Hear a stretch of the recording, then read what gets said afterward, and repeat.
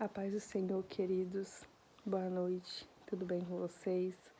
Nessa noite eu gostaria de estar meditando com vocês em mais um texto da Palavra do Senhor, que se encontra no livro de Lucas, capítulo de número 17, dos versos ao 11 ao 19.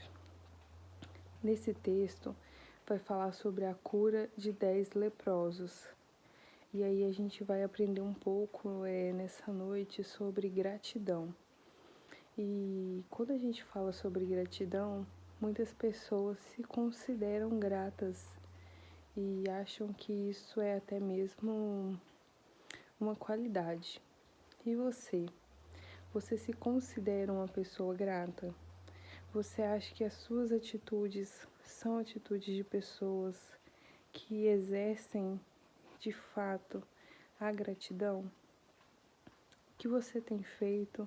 Como você tem reconhecido, as obras de Deus na sua vida, de forma que você realmente agradeça aquilo que você tem recebido.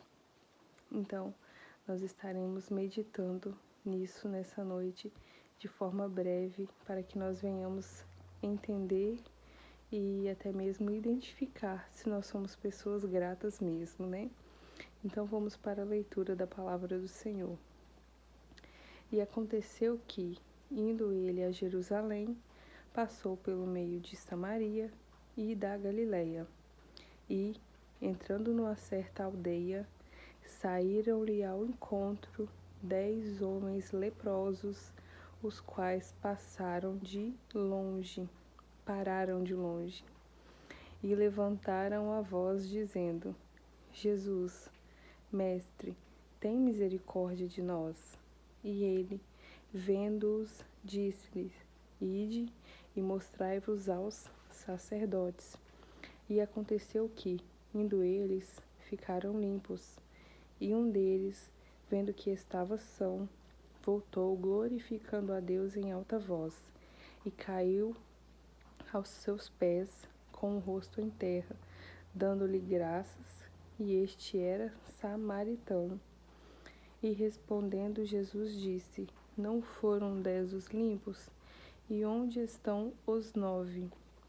Não houve quem voltasse para dar glória a Deus, senão este estrangeiro.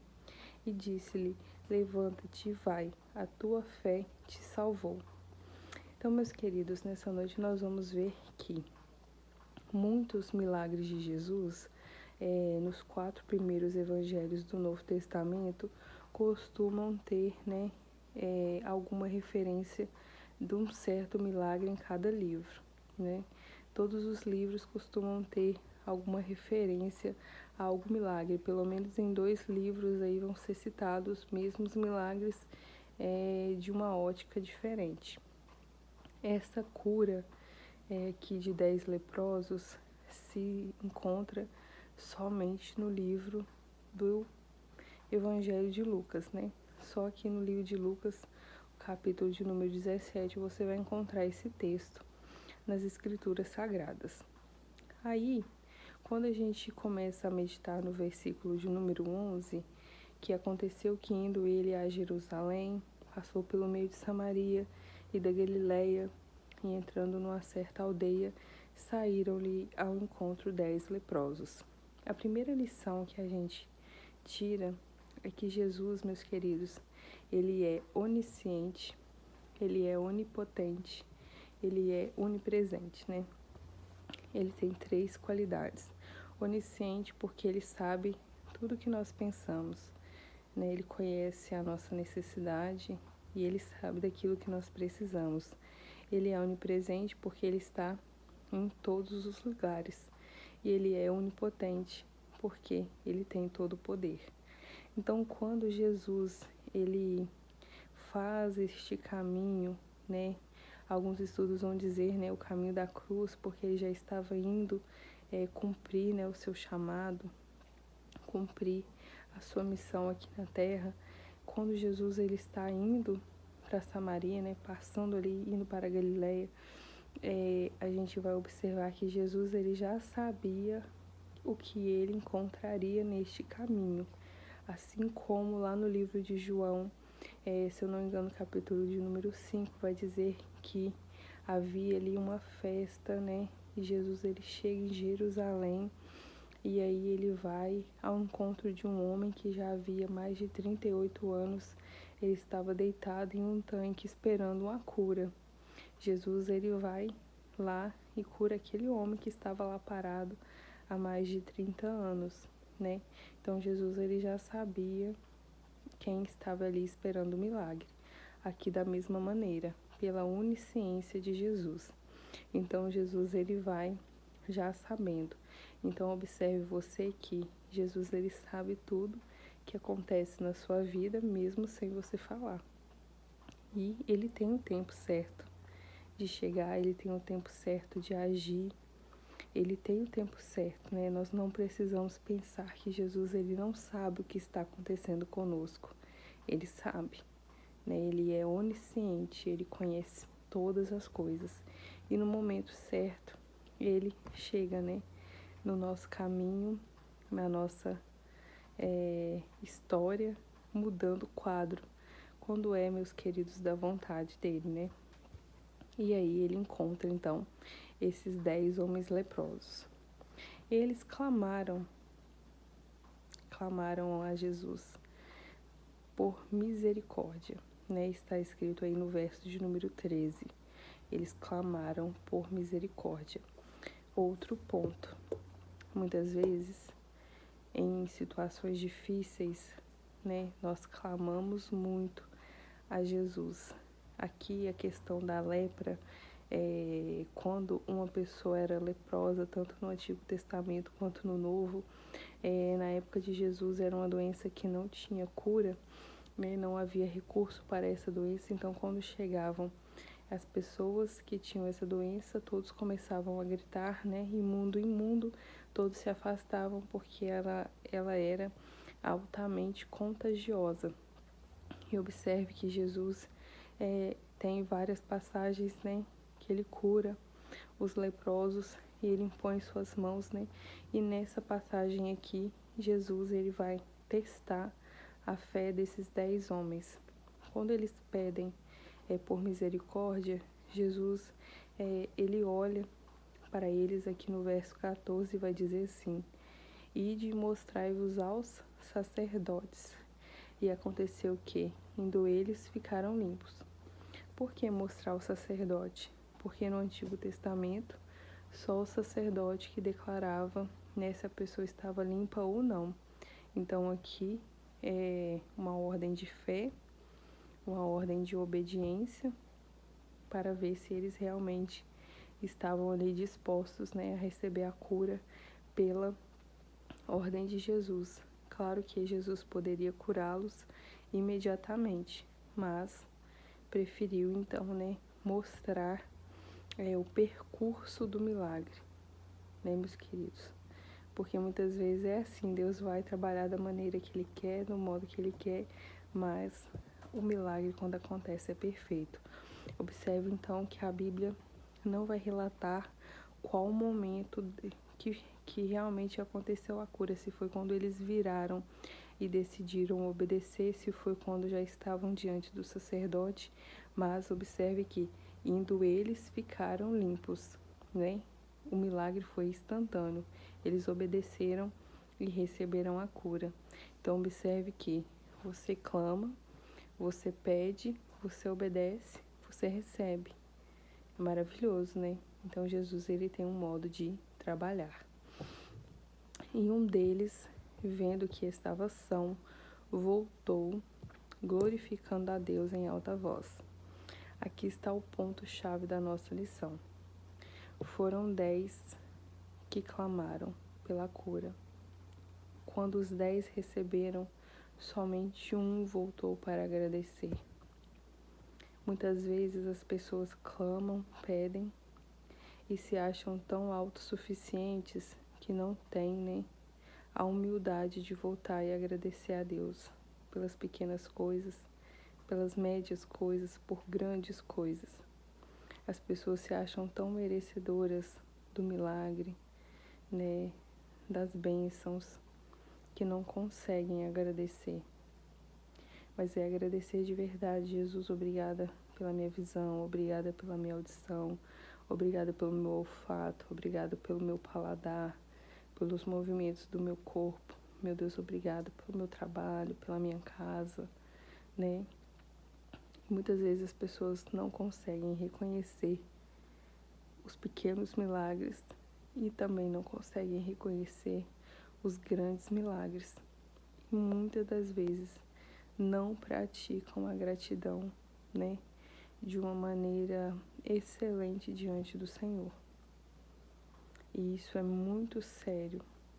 E nós vamos ver a consequência de ser uma pessoa grata. E quando as pessoas não são gratas também, há uma consequência. E nós vamos ver aqui no final, né? O último versículo vai nos dizer a consequência, né? Que é uma consequência boa da pessoa ser grata.